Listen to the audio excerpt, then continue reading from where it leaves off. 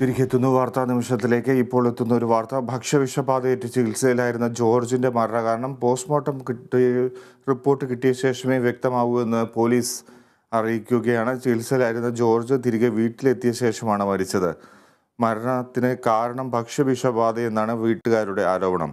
ഇതേ തുടർന്ന് കഴിഞ്ഞ ദിവസം പോസ്റ്റ്മോർട്ടം നടത്തിയിരുന്നു.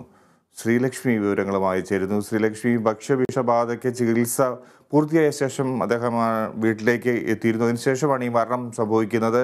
വീട്ടുകാർ ഇപ്പോഴും ഭക്ഷ്യവിഷബാധയാണ് കാരണം എന്ന് പറയുന്നതിന്റെ അടിസ്ഥാനം എന്താണ്? മജ്ലിസ് ഹോട്ടലിൽ നിന്ന് 70ഓളം ആളുകൾക്ക് ഭക്ഷ്യവിഷബാധ ഏറ്റിരുന്നു. ഇതേ തുടർന്ന് ചികിത്സയിലായ ശേഷം പിന്നീട് വീട്ടിലേക്ക് മടങ്ങിയെത്തിയ ജോർജാണ് മരിച്ചത്. ജോർജിന്റെ മരണകാരണം ഈ പറഞ്ഞ പോലെ തന്നെ ഭക്ഷ്യവിഷബാധയാണെന്നാണ് വീട്ടുകാർ പറയുന്നത്.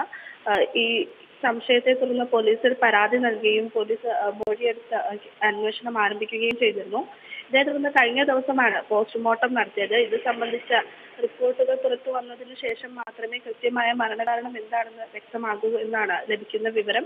ഈ മരിച്ച ജോർജ് എന്ന് പറയുന്ന ആൾ പാർക്കിൻസൺസ് രോഗം ഉൾപ്പെടെയുള്ള രോഗങ്ങളെ തുടർന്ന് ചികിത്സയുണ്ടായിരുന്ന ആളാണ്. അതുകൊണ്ട് തന്നെ മറ്റാരോഗ്യ പ്രശ്നങ്ങളാണോ മരണത്തിന് കാരണം എന്നൊരു സംശയം കൂടി നിലനിൽക്കുന്നുണ്ട്. ഇത്തരമൊരു സാഹചര്യത്തിലാണ് ഹോട്ടലിൽ നിന്ന് കഴിച്ച ഭക്ഷണത്തെ തുടർന്നുള്ള ഭക്ഷ്യവിഷബാധയാണ് മരണകാരണമെന്ന് വീട്ടുകാർ ആരോപിക്കുന്നത്.